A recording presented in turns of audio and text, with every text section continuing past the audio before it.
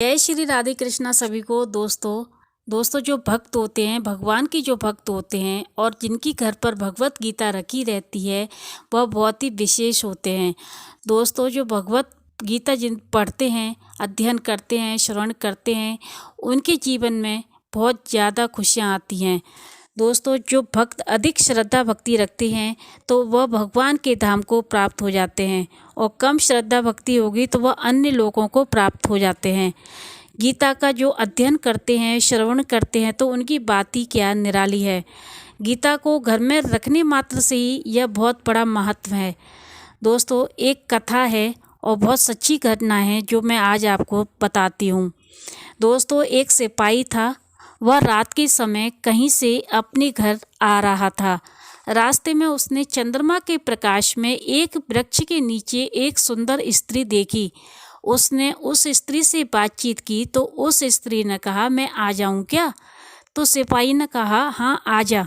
सिपाही के ऐसा कहने पर वह स्त्री वास्तव में चुड़ैल थी, उसके पीछे पीछे आ गई।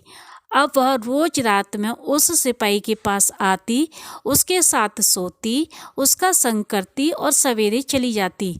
इस तरह वह उस सिपाही का शोषण करने लगी, अर्थात उसका खून चूसकर उसकी शक्ति छीड़ करने लगी।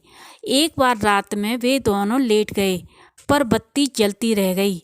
तो सिपाही ने कहा कि तू बत्ती बंद कर दे।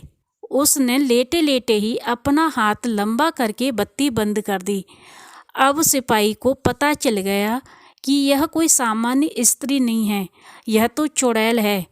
वह बहुत घबराया।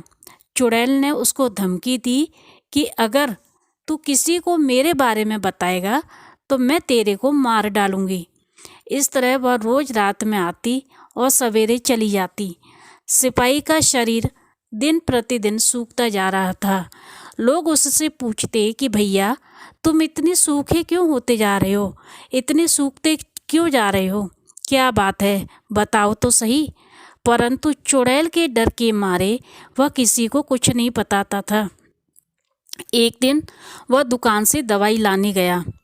दुकानदार ने दवाई की पुड़िया बांधकर दे दी। सिपाही उस पुड़िया को जेब में डालकर घर चला आया।